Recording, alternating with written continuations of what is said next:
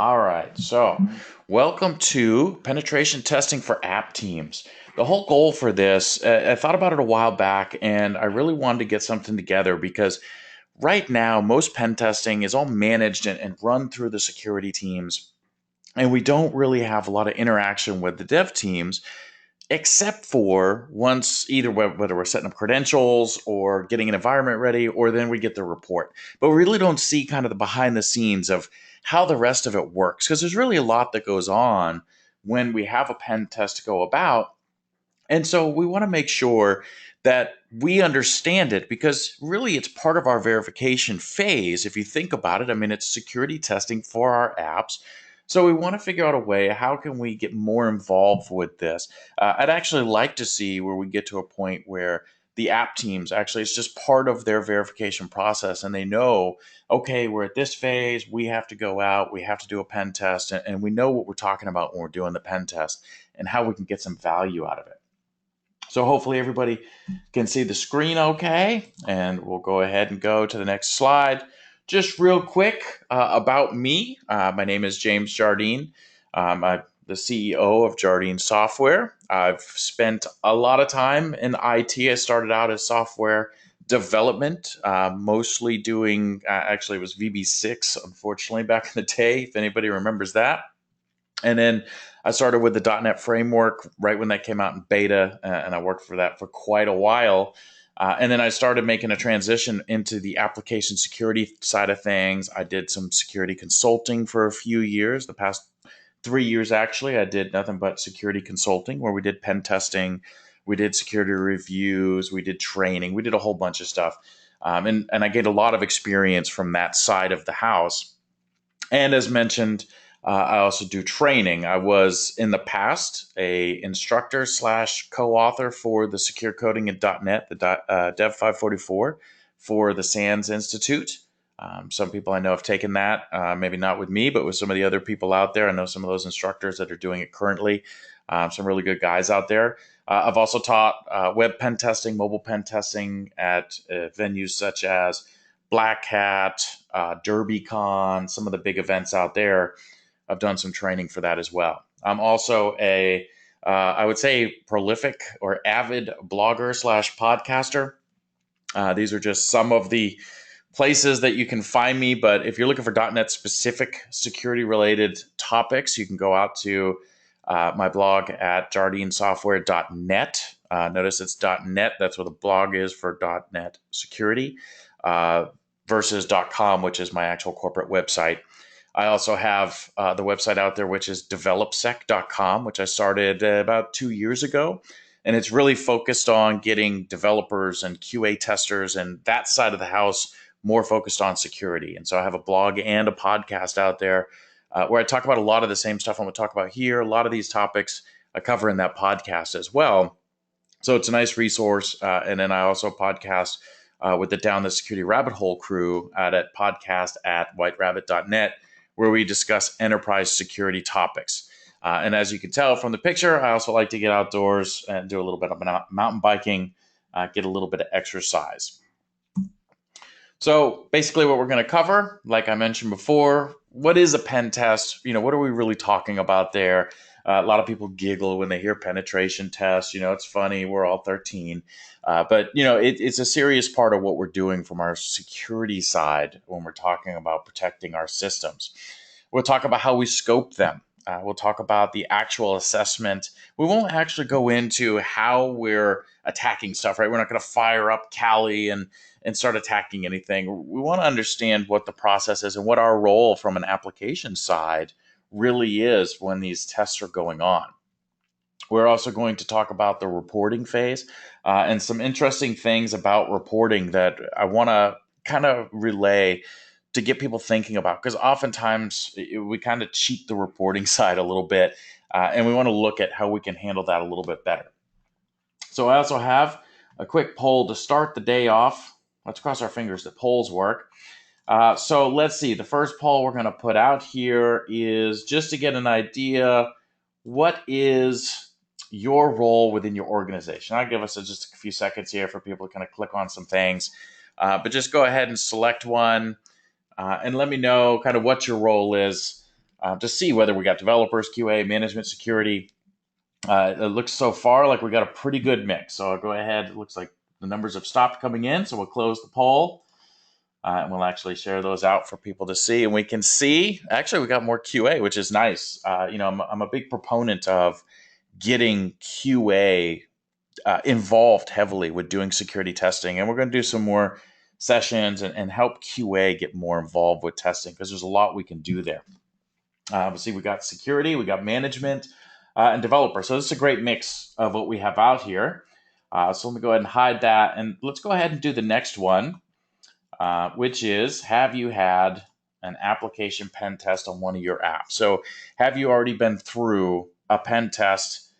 And so far, everybody's going. 40% voted, 80% voted. So almost everybody's had one. Not quite everybody. So there's a few people that haven't been through a pen test, which is great. This is going to help provide that. Oh, it went to 60-40. Great. So we can see that more people have than not. But that's the purpose of this. Hopefully we'll get that knowledge out there for everyone. So thank you for participating in the polls. And we'll go ahead and we'll continue on through. So what is a pen test, right? What is penetration testing? The simple definition is it's an authorized assessment of the security controls of an application and its infrastructure to evaluate the risk exposure. So in layman terms, right, we're testing your application in this case because we're talking network, app, not network. We're going to test your application for security vulnerabilities, but we go a little bit further where we're trying to see what can we do with that. Okay, so I can identify a flaw, and maybe you've heard of cross-site scripting or SQL injection, but what can I do with that SQL injection? How far can I go with it, right? That helps us analyze that risk of that flaw within your organization. And as we'll talk about vulnerability assessment in a second, that kind of draws that line there of the difference. Some broad definitions, some things we usually think about, right? With a pen test, oftentimes it's very goal focused. So from a network side, you'll hear all the time, hey, did you get domain admin yet? Did you get domain admin access? Did you get this? Did you get that? Very goal specific. Typically, your pen test is not geared towards trying to find all the vulnerabilities within your system. Rather, we're really focusing on, hey, what's our specific goal that you're trying to get accomplished from a company? That may be, hey, can you get access to PCI data, right? Credit card data. Can you get access to health data? More access than you should be able to see. We're coming in and testing the controls that may or may not be implemented to see how effective they are, to see if we can do that. Now, a lot of times you'll hear people say, well, we're going to hack like the bad guys do. We got this great little picture over here that my wife helped me pick out. The typical hacker, right? I mean, he's got some thing over his face so you can't identify him. He's probably down in his mom's basement right now, working away feverishly. We say a lot of times hack like the bad guys do, and that's not necessarily the case. When you start understanding how we go about our pen tests, we really don't hack like the bad guys do because we have much more limitation, right? The bad guys don't have any limitations as far as time constraints, as we'll talk about when we talk about scoping and the kickoff call. We have those time constraints. We may be limited to the systems we can touch based on sensitivity. So again, we have a lot more constraints. Maybe we're only allowed to test between the hours of 8 p.m. and 7 a.m. or something, right? There's maintenance windows we're going to allow the testing to occur, right? There's lots of factors in there that, listen, the bad guys don't have those, right? They test whenever they want. There's no restriction on them besides their sleep time, and they're probably running automated scans during their sleep time that we don't have that. Another thing we often hear is it's a vulnerability assessment. And really, it's not a vulnerability assessment. Now, oftentimes your pen test will include possibly some vulnerability assessment, but there are two different things. So our vulnerability assessment is really the process of just identifying, classifying, and prioritizing our vulnerabilities within an application. Now, we do this sometimes with just automated tools. We can do it manually, but it takes out that exploitation piece that we often talk about from a penetration test. So if we go back to a SQL injection example, right, where I manipulate a SQL query to pull more data than I should be able to, or execute my own queries. And we won't go in depth on what SQL injection is. We'll have more sessions to be able to cover that. But if I take a look at that type of flaw, right, I can typically do a single quote in the field and get an error message and identify that, hey, we have SQL injection here, right? If I get a SQL error message back that there's an unclosed quotation mark, well, we know we have SQL injection. So in a vulnerability assessment, I would stop there typically. But as a pen test, well, I want to see what I can do with that SQL injection. Can I pull a whole bunch more records, right? Records that I shouldn't have access to? Can I install malware into the SQL server or whatever database backend you have in there, and then start pivoting from that backend through the network? And oftentimes we see, for example, some of these breaches that we've had out there. I believe TJ Maxx years ago was one of these, where through SQL injection they were able to plant malware into the system, so that way they could start scraping credit card data and other user data, right? So from my vulnerability assessment, all I know is, yeah, I have SQL injection. But from a pen test, now I start to understand, well, what can the attacker do with that SQL injection? How far can they really go, and how damaging can it be? Either way, SQL injection can be fairly damaging, but this helps us better understand, hey, this is critical, we need to fix it now. Or, yeah, they can get this data, but it's calendar data, and we really not too concerned about calendar data because it's kind of public information anyway, right? We take all that stuff into consideration as we go through this to be able to understand it. So that's kind of the difference between the vulnerability assessment and the pen test. So oftentimes we might wonder, why do we even need a pen test? I know a lot of people, especially coming from the consulting side of things, going into different corporations and doing pen tests. And, there's a lot of bad stigma there of, oh man, the pen testers are here. And, oh, they're gonna call our baby ugly. And, there's a lot of negativity, and I can understand it. I come from a world of development, and we work hard to build our applications. We don't want somebody to come in and all of a sudden just pointing, oh, you got this wrong, and you got that wrong, and you got that wrong. And typically a pen test doesn't tell you what you did right. They just tell you what you did wrong, right? So, but we have reasons for it. We get value from it. And so some of the reasons we have, right? Compliance reasons, if you're accepting credit cards and you fall under PCI, whether you're in health, where you're falling under HIPAA, whether your customers may be requiring this. You're seeing a lot more customers now. Hey, if I'm going to use your app and I'm going to put my information in your app, I want you to show me that you're actually doing what you're supposed to be doing, and protecting that data, and you're doing secure development, and practicing good security practices. Maybe you need some form of third-party verification because, let's be honest, we could do this testing internally, and maybe you are doing some of this testing internally. But oftentimes, external entities like PCI or HIPAA or your customers, they're looking for kind of an independent view where you don't have somebody, well, I see SQL injection, but yeah, it's kind of a low, right? We want that independent view of it to say, hey, look, this is bad. We're going to put it at this severity level. And, that's what it is, because of our industry experience, right? And that's what you're banking on here, is you're getting somebody's industry experience, testing lots of apps to come in and provide that value to you. So there's 3 different types of tests typically that we look at doing. So like I said, most of the time it's the security teams that are setting up these and negotiating these pen tests, right? But again, we go back to, what is it we're trying to get out of this pen test? What are we trying to really see? Do we really want to see, well, what is it if just some random attacker on the internet decides they want to attack our application? What can they do? What's available to them? Is it internal employees or users of the system? How in depth do we want to go? So there's 3 types. We've got a black box test. This one, I don't see this one tested really as much. I don't recommend it very well, or very often, because it's very limited. There's no details. There's no credentials. There's no assistance, right? It relies very heavy on the attacker going out and doing reconnaissance and trying to get into your system. Really what happens in most of these situations is they spend a lot of time trying to break through your login screen. And that could be kind of a waste of time, a waste of money. you're not getting typically a lot of value. Yes, it gives you a view of, if I've got nothing, what can I see on your application, right? But I feel like you could get more, right? If we're going to have a pen test, let's get as much out of it as we can, and maybe not as much out of it, but the best value that we can get out of it. So the next phase of that is what we call a gray box test. And with a gray box, we get more details about the application. We may be handed API endpoints. We may be given different URLs.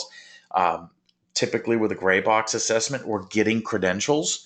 Typically, from a tester standpoint, we like multiple sets of credentials when we're testing applications for different roles, because we want to be able to test authentication, authorization, and those type of flaws require multiple sets, right? So if I only have one set of credentials, it's much more difficult to truly test cross-site request forgery, authorization, right? Can I see somebody else's records? Because I don't have another account to check to see what other records are there and verify, hey, I cannot see these.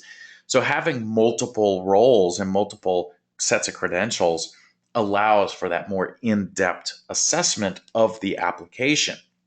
There's much more open communication, right? I mean, it's not really this closed box. We'll tell you stuff if you need it. If the tester is getting caught on something, they need something.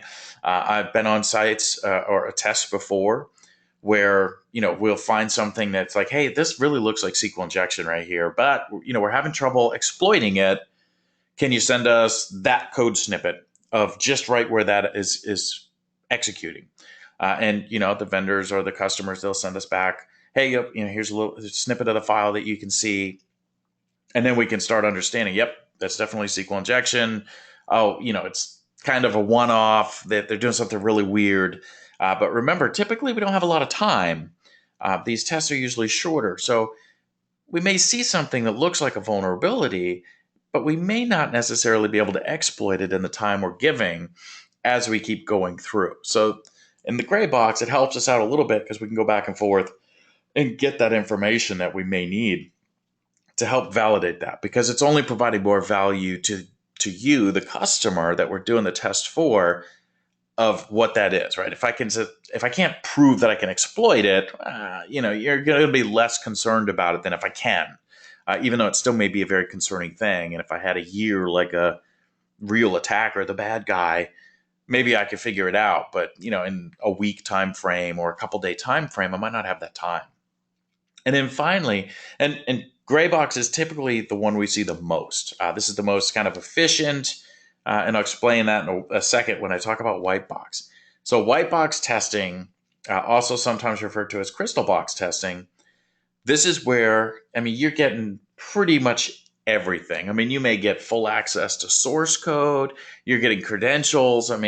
You're pretty much almost working hand in hand with the dev team on this. To be able to go in and test this, right? You've got somebody that you could reach out to. They're giving you inside knowledge of how things work. Maybe you've got diagrams, as much information as possible.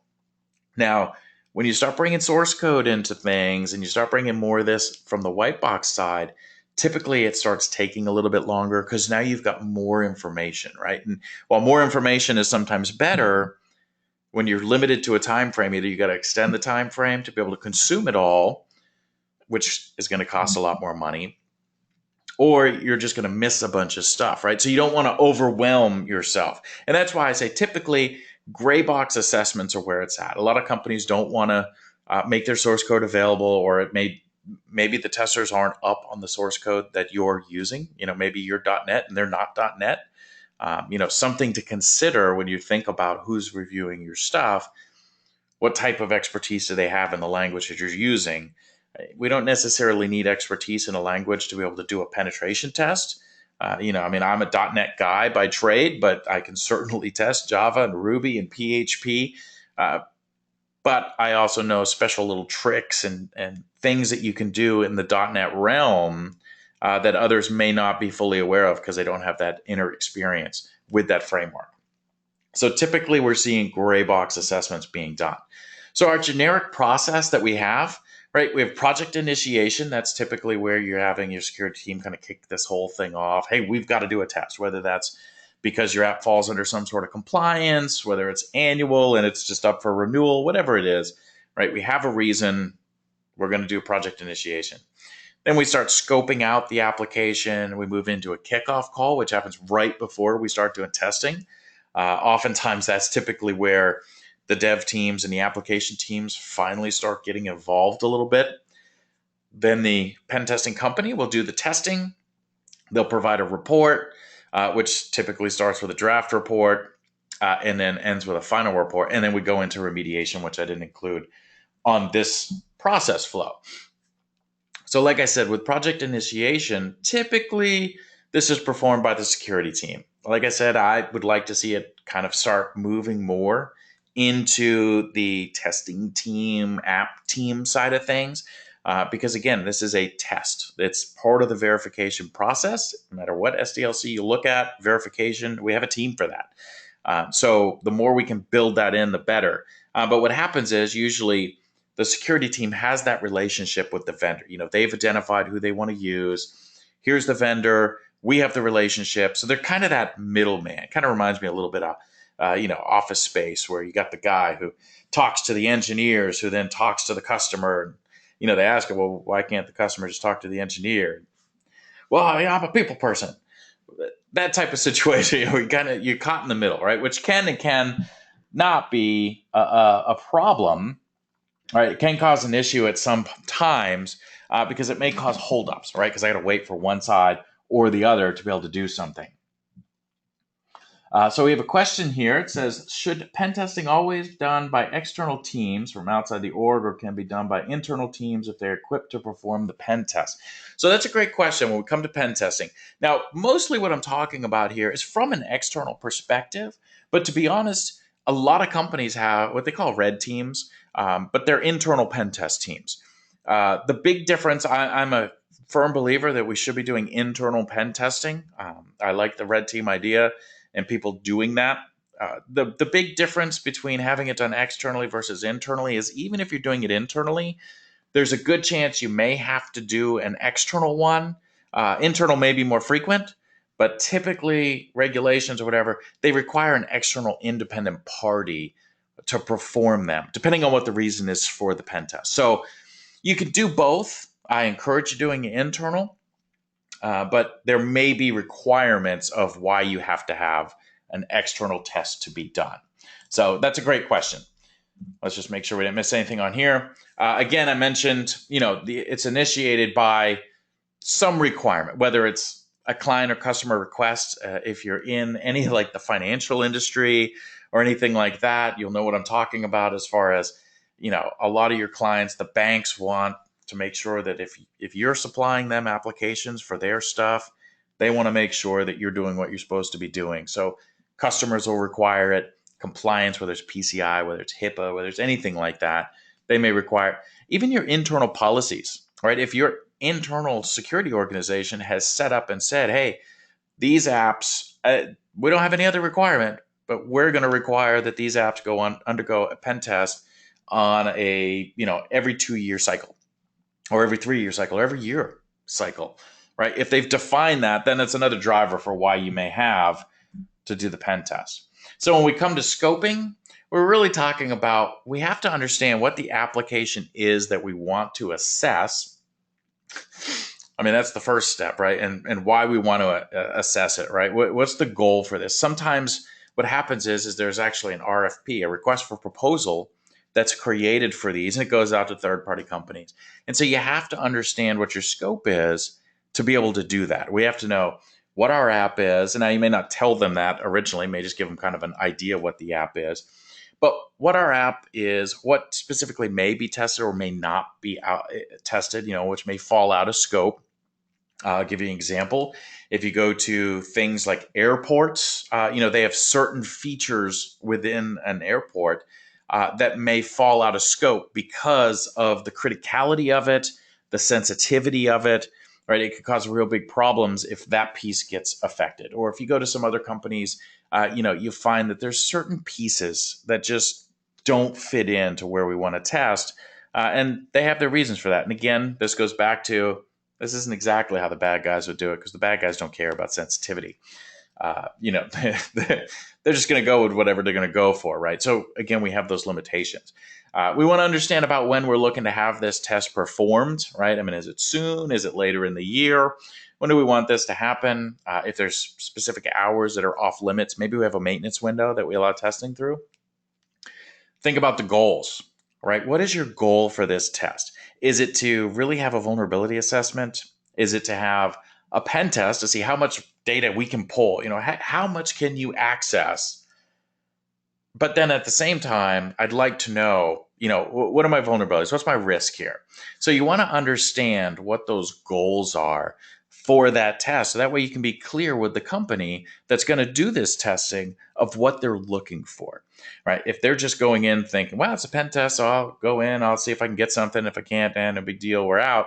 Or, we really want to get a full view of what's going on. And typically what I see when we do pen tests, as I've done in the past and I do now, right? It's kind of a mixture of both. We're looking for as much as we can, but again, we're not guaranteeing. I mean, there's no guarantee we're going to find everything. And when we talk about findings and instances and the reporting later on, I'll go more into what it is we're identifying and how it can be limited. And we don't want to misjudge the data that's provided to us, but we want to understand what those goals are. And sometimes it may be such a specifically targeted test that it's only to one little piece, right? We've got one thing. I want you to test single sign-on, and that's it. And maybe it's a whole site. Maybe it's a whole portal. And then, of course, once we understand the scoping of this, we start understanding how long is that going to take to test, those type of questions. We want to understand who's going to be involved on our side of things, the application side or the company side, who's going to be available for contact, what type of credentials are we going to need for the assessment, and what type of application profiles exist, right? Whether it's mobile, whether it's something else, right? Common things we test from the application side of things. We've got mobile applications, even though we typically think of mobile as device related. Those apps are applications, right? So we do application tests against them. And it's important to think about that because with a mobile application, right, a lot of it is talking to web services. It's, reaching out to the same type of back end that the website would be reaching out to. So we want to consider that with the APIs that the mobile devices may be connecting to, other APIs you may be exposing for just anybody out there. Do we want to test those APIs? What are we looking for on those APIs? How do we want to proceed thinking about those APIs? Typically your web apps, your desktop apps. And one of the things I like to point out, if you've got both web apps and mobile apps that are kind of part of the same ecosystem, they share the data, they talk to each other. I like to encourage to test both at the same time. And the reason why is they both work differently. And sometimes the devs for one don't really consider the weaknesses for the other. And I'll give you a quick example. Say you've got a website that displays some data. And I actually worked for a company, this was years ago, and we had this exact scenario. The guy working on the website, he built it up. It was a great website. He was doing input validation on his data. So if you put something into the website, he would validate it, make sure there was no vulnerability, strip out the bad data. Well, then we had the mobile developers who didn't really care much about cross-site scripting because for them it wasn't a problem. The way they were doing development, they weren't using web views. They were using actual forms on a mobile device. So they didn't really input validate anything going up into the server. So you could go to the mobile application, type in some bad stuff, some cross-site scripting, sync it up to the web server, and then go view that page on the web server, and the cross-site scripting was there. And I mean, it was eye-opening to the dev and the web dev, because he started to realize, like, look, I don't know where this data is coming from. Yes, I'm doing a great job with input validation, but I really need to think about, like, I got to do the output encoding as well to protect against cross-site scripting because I can't trust that data. So that's why I really push, because you don't really know how they interact. So if I just did the web test, I'd say, wow, there's no cross-site scripting here. If I just did the mobile test, I'd say, wow, there's no cross-site scripting here. Even though I can put it into the mobile device, I never saw it come through on the web side. I saw it come back down to the mobile side. So we want to think about how these different components interact with each other And if we have pieces like that, we want to try to test them together. So that way we can get that kind of cross pollination to understand how things are working. So just something to think about there when we look at that. Another question we think about when we're going in to do these tests, do we test against test or do we test against production? So test provides much less impact on your production users because it's not in production, right? So there's less overall risk. And, we do have to worry about some of the environmental differences. Oftentimes it's more configuration things. Maybe you've got something configured in test that's different than how it's configured in production. So there's typically not as many discrepancies between the two, but there can be, right? So you have to consider that when you say you're going to go test and test. You want an environment as close to what the production environment is to be able to do it in test. I always love when I have companies that set up virtual environments where they're using, AWS or something like that, where they can spin up an instance, get it up and running, and we can test against that. Because in the event, we don't try to purposely break things, but sometimes things break. It just happens.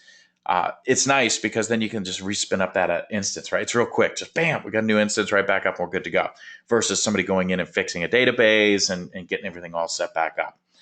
Now, when we talk about testing in production, you do run into potential user impact, but I'll tell you that most penetration tests, while they may use some automated scanning, typically companies will automate their scanning at night, but most of the scanning is done manually.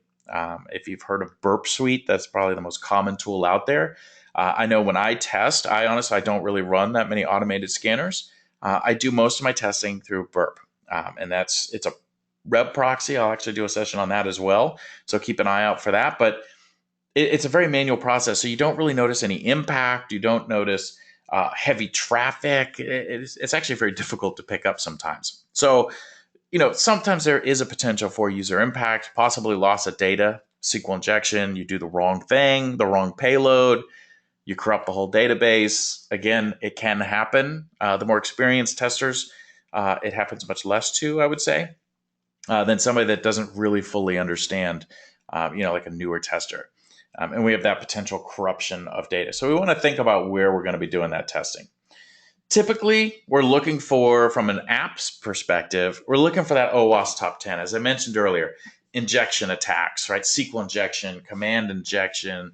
I'll throw cross-site scripting in there because technically it's an injection attack, even though it's not classified as an injection in OWASP because it's client side versus server side. But we'll throw that in there.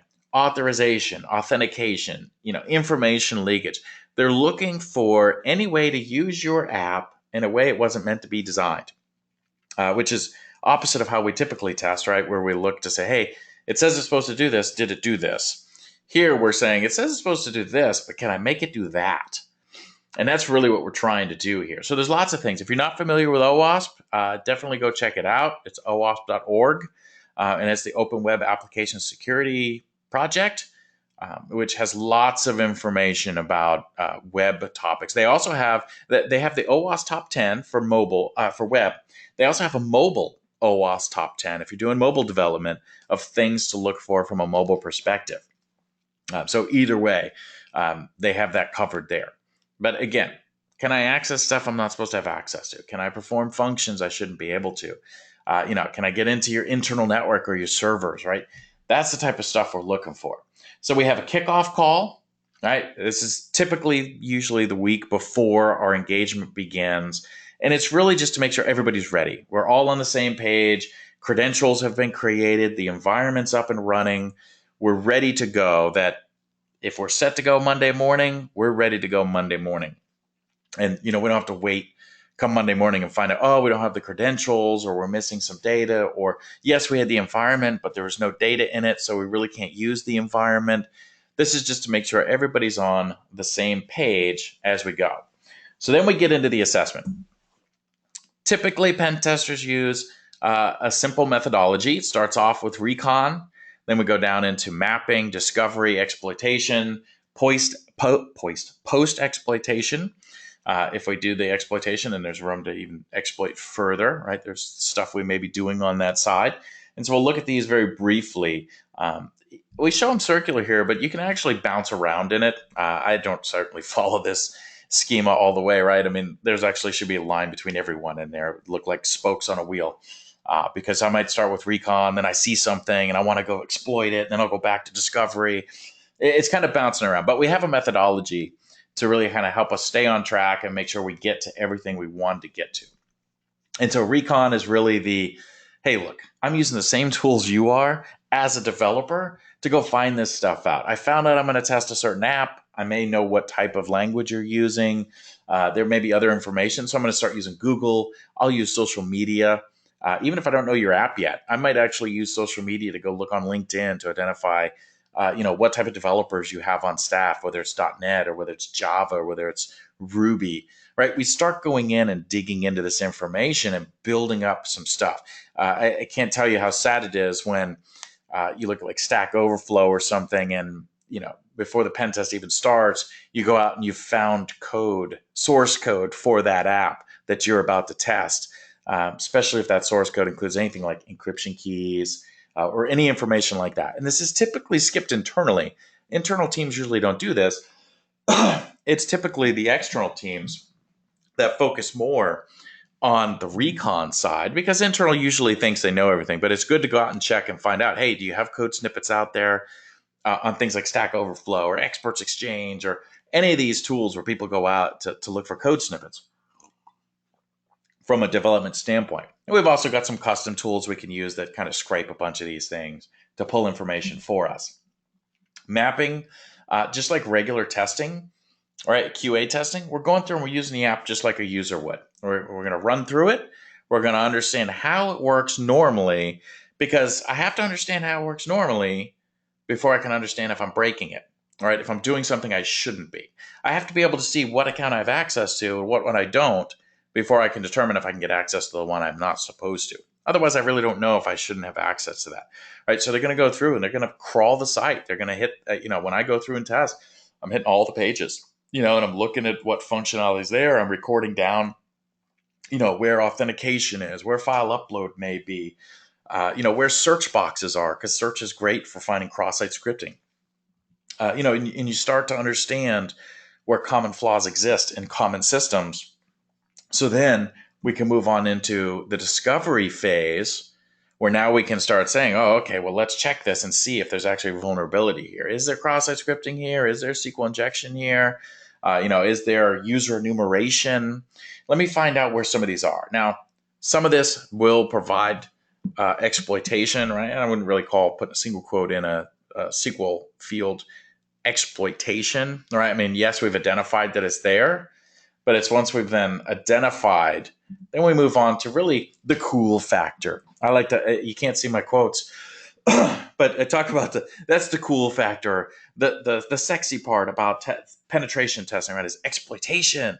I've just pulled down all your records. I've got 70,000 social security numbers, or I just pulled down credit card numbers. Yeah, woohoo, I've scored. And, this is the big part of it, right?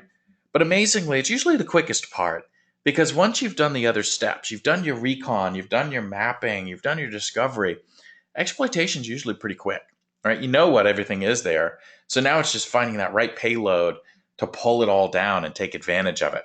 So this usually doesn't take very long, but it can be the most devastating part, but also provides the most value from the test part, because now I really understand, wow, you're able to pull all the records versus you're able to get 5 records. I mean, 5 records, yeah, that's still bad, but that's better than, 200 billion records. Right? So this is a very important part. And then, of course, we had the post-exploitation where we go even further into that. So from the app team, during the attack phase or the assessment phase, remember, the pen testers are going through, they're testing, right? They've got access to the environment, they're hopping through it, they're looking for things, they may be feeding information back to you. There's some things we want to think about from an app team side, whether that's QA, whether it's dev. First of all, being, don't do things out of the norm that you normally wouldn't do. So if you see something happening, don't try to stop it right away if that's not how you'd normally do it, because that kind of skews the test. But we really want to be engaged. If you're part of the app team, you know, try to get more involved with the test going on. A lot of times pen tests have been this kind of black box of, oh, okay, some team started and we'll get a report in a week or two. And we don't really know what's going on, but there's a lot more we can get out of a pen test. So if it's possible, be engaged with it, understand what's going on, ask questions throughout the process, see how things are going, see if there's things you can pick up on. So that way we can get it as a true learning experience. We want to be available. Now, I'm not saying be available 24/7. Put the pager back on your belt because somebody's testing your site. Also, obviously, be conscious of if they're testing and it could take the site down, and that's a problem. Somebody should be available for that.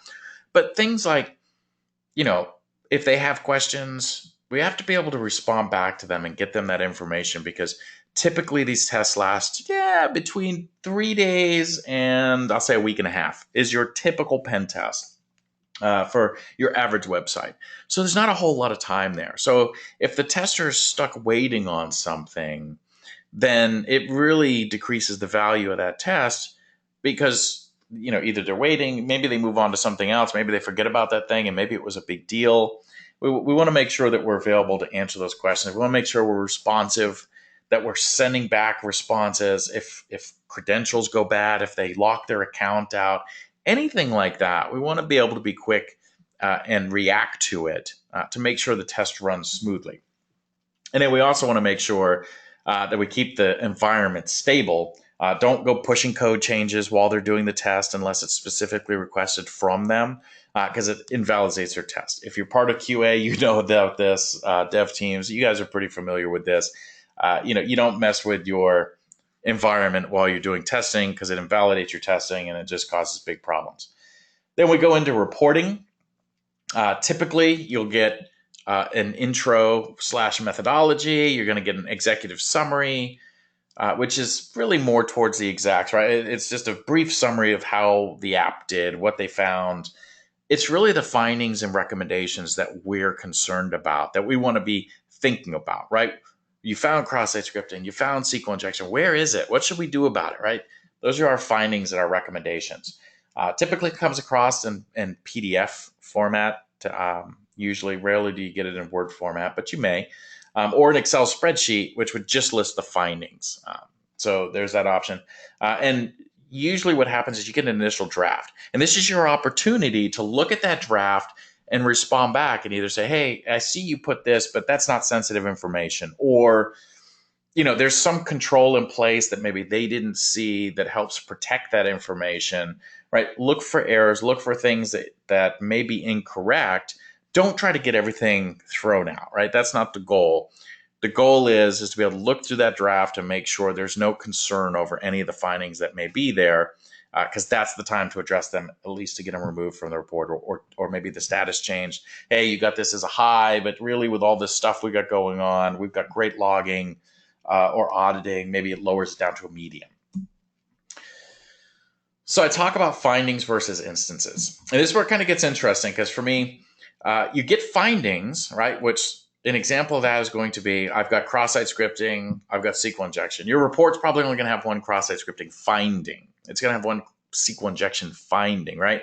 But then you have instances of that finding. And the instances are, okay, I've got cross-site scripting on X page, and here's the payload I used to make that happen, right? It shows a little alert box or whatever it is. Okay, that's an instance. And we might show 3 instances. We might show 4 instances. But we have to keep in mind that we're not showing every instance, right? So I want people to really pull away from that when we start thinking about the report is the report's not there to show you everything wrong with your app. So you get a cross-site scripting, it's got 3 instances of XSS. Well, you go and fix those 3 and that's it. That may be not the best thing because you may still have cross-site scripting, right? Remember, their goal wasn't to find every one of the cross-site scriptings. It was to find cross-site scripting. So we want to think about that as we go through. And I'll talk about that a little bit more in just a moment. So we have our triage process, right? So we've got the findings back. Here's our report. Now we want to analyze those. We want to understand the risk and severity for our company, for our organization, for our application, for our business team, determine our priority, right? We want to understand the findings. If you have questions about the findings, don't hesitate to ask. I've seen people where they get cross-site scripting and they don't really know what it is. I've sat on the phone with people and they don't understand it. And don't be embarrassed by not knowing. As negative sometimes as the InfoSec community can be about people still not knowing this stuff. Don't be embarrassed. Take the opportunity to ask, step up, ask the questions, and make sure you understand it, because that's some of the purpose of this goal. It's a learning opportunity so we can understand what these vulnerabilities are that are out there, so that way we can make our apps better. Because in reality, that's what this is for. This is to help us. It's a check for us to make sure we're doing what we're doing. And if we're not, how can we better that? So triage is very similar to how you're going to triage any other bug out there, right? A bug is a bug is a bug. So just triage it like you normally would, and then we get into remediation. As I just stated, right, be careful on remediation. All too many times, people will go in and they'll just fix the one instance. Oh, well, there's cross-site scripting on the search page, so I'll just fix cross-site scripting on the search page. Now we don't have any more cross-site scripting. That's a little tough to say. You may have more. They just may have stopped looking because they wanted to look for other things, right? We've identified the risk of cross-site scripting. Whether you have 1 or 100, you have the risk. So we also want to see, hey, well, do you have authorization? Do you have authentication issues? Do you have file upload issues? Right? There's a lot we're trying to get in that short amount of time. So don't necessarily think that. What I usually recommend to people is, go through and think about it. Okay, we've identified cross-site scripting. Well, how did that cross-site scripting get identified, right? Is it we use response.write? Are we echoing data directly out? What is it that we're doing? How do we do it in our app? How should we protect against it? Whether that's using output encoding, maybe you've got some other library you're going to implement that helps protect against it. Maybe you want better input validation within your system. Identify how that is, and then figure out a way to go back through and go back and check the app. Right? If I can identify a trend and say, you know what, I know it's response.write. That's the problem here. Well, at least we can go through and say, you know what, search the application and let's look for all the places where we do response.write and make sure that we're doing output encoding, because we're not guaranteed these are the only 3. Let's use this as a chance to go through and clean it up. Because the worst thing that's going to happen, they'll go back and they may do a retest. And they'll retest it and say, yep, those 3 instances are gone. And they'll close cross-site scripting. And I know that's a quick win for the team. Hey, we closed cross-site scripting. We're good to go. Yeah, we're secure. But maybe not necessarily. Right, and then next year, the same company, maybe a different company comes in, they do the pen test, and they find cross-site scripting, and you're like, what happened? I thought we fixed this. But it was because we fixed the instances. We didn't actually understand the issue. We didn't take the time to go through and fix this. And I understand, I know you're all thinking, look, developers are busy. I agree 100%. People are, given very small time frames to get stuff done. But we want to make sure that we find ways to efficiently do this, right? The goal isn't to make more work. The goal is to figure out how we can identify to make the work more efficient, so that way we're getting more done with the same amount of work. And that's what we're trying to do here. And include everyone. A lot of times what we do is we see that, well, we're only going to do 1 or 2 people, right? Hey, we got cross-site scripting. Hey, Joe, down the hall, you go fix those. And nobody else is involved with the fix. Nobody even knew they were there. So now we've still got the same people writing the same code that's vulnerable. And only Joe down the hall knew that you're supposed to fix it. But then he didn't, just fix those 3. And then he doesn't implement what he's doing going forward. Get people involved, right? Make sure the whole team understands what was found, how your approach is to resolve that, so that way everybody's aware of what's going on. So here's an example of a common mistake that we see out there. And this is, the be careful, especially as we're looking at the instances, right? We've seen this before. You've got a SQL injection error, right? Here's the payload in the red box where we're seeing, okay, their payload was or 1 equals 1. And for you to know this, right, typically what you're saying is whatever your query was, select users from user table where first name is James. Well, when I put this tick or 1 equals 1 on here, it says basically where user is James or true, right? Or 1 equals 1. Well, then it returns back everything. And this is one of the most simplistic SQL injections you'll see, right? But It's very common to see this example if you actually have SQL injection on your report. So a common mistake we see is developer removes the value from any string. So while the screen doesn't depict it real well, I apologize for that. What they're doing is they're going in saying, hey, look, if I see 1 equals 1, I'm going to replace it with empty string, right? I'll just remove that value. Haha, no more 1 equals 1 for you. And they think, yeah, we got it. We fixed the problem. We're good to go. Until we put in 2 equals 2, which also equals true. So we have the same problem, right? And this stems from we didn't have a good understanding of what the real issue was, right? Our understanding of the issue was that, well, 1 equals 1, it returned everything. Well, I'll just block 1 equals 1. And it's like, no, because 2 equals 2 or A equals A or 3 equals 3, right? All these things equal true, which will return everything, right? So our correct response would have been, we need to review how our apps connect to the database. And then we need to go in and look, right? Whether that's using parameterized queries, whether that's using an ORM or whatever it is we should be using to do safe SQL queries versus using just your inline SQL queries, right? Because going in and just fixing an inline SQL query to try to pull out certain keywords is usually less effective as we'd really like it to be. So that's why we want to take that time, understand the flaws. If you need somebody to reach out and talk to about it, find that person, but understand it. Talk to your security team, talk to whoever it is. So that way you don't have to do it twice. Because there's nothing I hate more than having to watch somebody who's already busy. They get thrown a report, fine, I'll go fix it. They go out, they fix it to the best of their knowledge, right? This is negative on anybody. This is the best of their knowledge. And then we find out, no, you didn't fix it right. You have to do it again.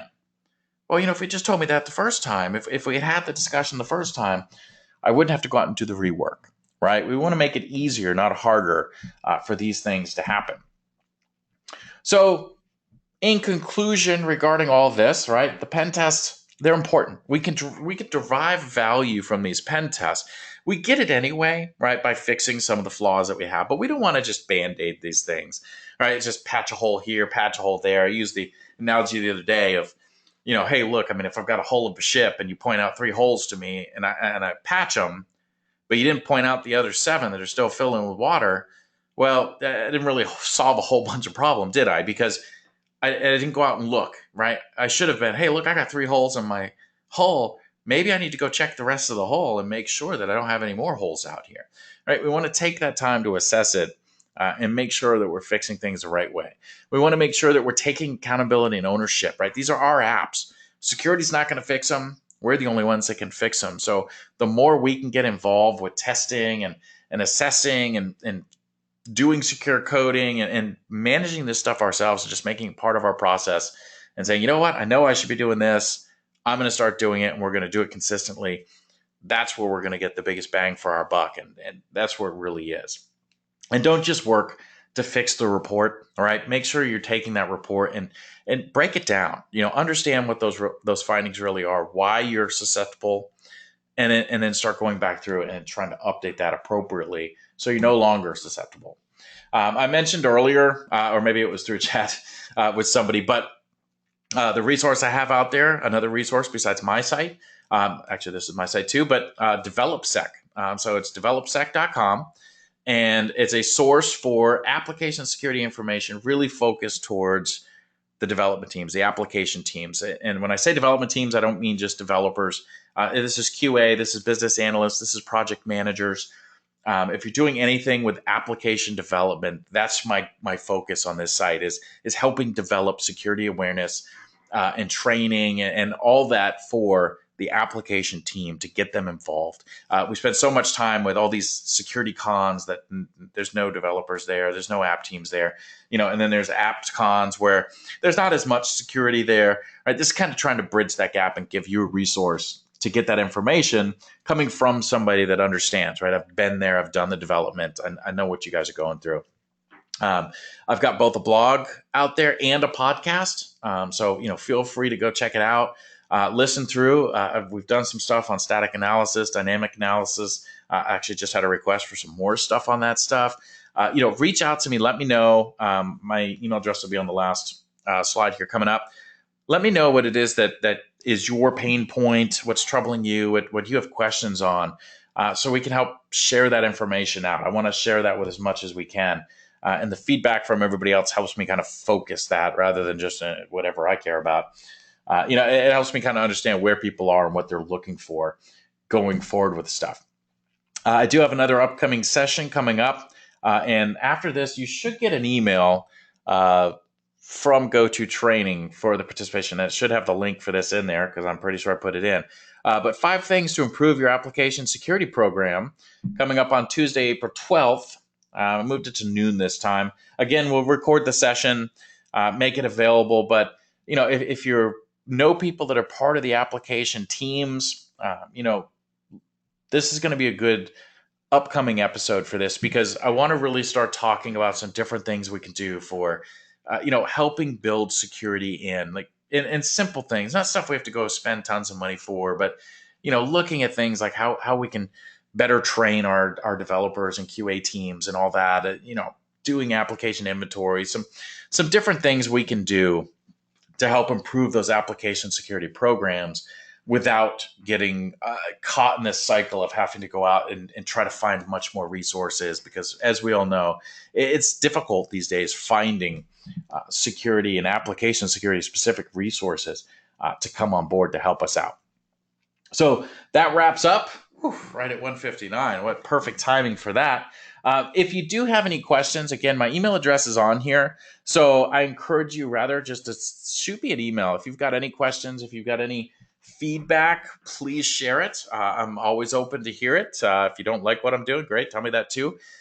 If you do like it, if there's certain content you're looking for, let me know. If there's certain resources you're looking for, if there's certain services you're looking for. Again, while we are Jardine Software, we focus on application security services, whether that's testing, training, any of that, right? We're here to help you. We do advisory services, so that way if you're just looking for somebody to be available so you can call them and bounce ideas off of. We're here for that. We want to help you out with your application security programs. So let us know. Again, I appreciate everybody showing up again on a Friday. I hope everybody has a great weekend. And hopefully after this, you should get an email with the link to the new session coming up. And there should be a certificate sent out. Hopefully, we're going to try that out and see if that works regarding the training, so you can get if you're looking for CPEs or anything like that. So again, thanks everybody. And I look forward to hopefully seeing you in the future on another podcast, maybe at a conference, wherever it may be. So thanks a lot.